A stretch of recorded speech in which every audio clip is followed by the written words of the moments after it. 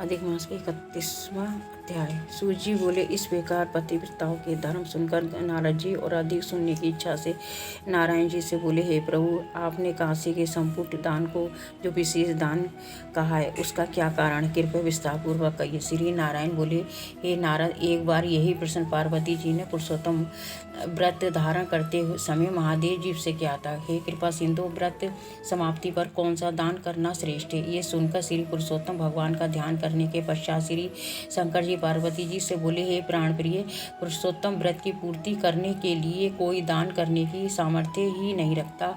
हे पार्वती पुत्री पर्वत पुत्री, जो दान भगवान के प्रिय महीनों में करने को कहे गए हैं, वे आजकल गौण रूप में हैं। इसी से पुरुषोत्तम व्रत की पूर्ति करने वाला दान कहीं भी दिखाई नहीं देता। इसके दान करने की पूर्ति में संपूर्ण दान अर्थात ब्रह्मांड का दान है। वे दान कहाँ से किया जावे, जब छोटे ही दान नहीं कर सकते। उसी ब्रह्मांड का प्रतिनिधि कांसे का संपुट बनवाएं, उसमें 30 मालपुआ रखकर संपुट कर सूत से लपेटें तथा ब्राह्मण पूजन कर उसे व्रत पूर्ति के लिए प्रसन्नता से दान दें। अगर शक्ति हो तो इस प्रकार के 30 संपुट वेद पाठी विद्वान ब्राह्मण को दान दें।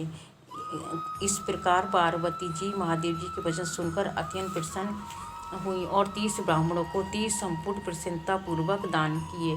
श्री सूत जी महाराज ने आगे कहा कि हे ब्राह्मणों, श्री नारायण के वचन सुनकर नारद जी प्रणाम करके फिर बोले, मैंने इन सब कथाओं को सुनकर ये निश्चय किया है कि सब व्रत नियमों से पुरुषोत्तम मास का व्रत सर्वश्रेष्ठ है। इसके महात्म्य मात्र सुनने से ही मनुष्य सब पापों से मुक्त हो जाता है। जो भक्तिपूर्व विधि विधान से इसके व्रत नियम का पालन करे तो उसके फल का क्या कहना। श्री सूत जी बोले, ये सब सुनकर श्री नारायण मौन हो गए।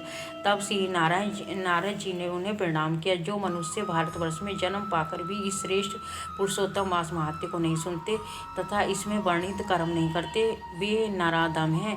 वे दुर्भागी बार बार जन्म मरण के चक्कर में पड़कर धन पुत्र मित्र तथा स्त्री के दुख को पाते हैं। वे ही मनुष्य धन्य हैं जो भगवान के इस मास का व्रत करते हैं। इंद्रधुम्न शतधुम्न यौवन अवस्था तथा भागीरथ आदि राजा भी श्री पुरुषोत्तम भगवान की आराधना करके उनकी शरण पा गए। श्री सूत जी महाराज ने आगे कहा कि हे ऋषियों, ये पुरुषोत्तम मास महात्म्य सुनने से श्री गंगा स्नान के समान फल प्राप्त होता है।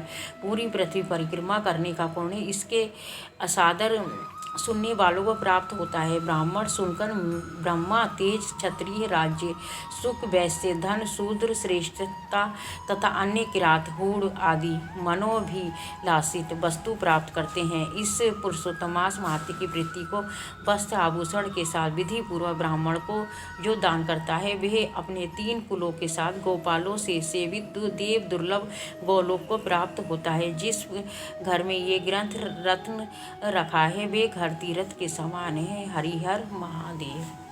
31वां अध्याय समाप्त हुआ।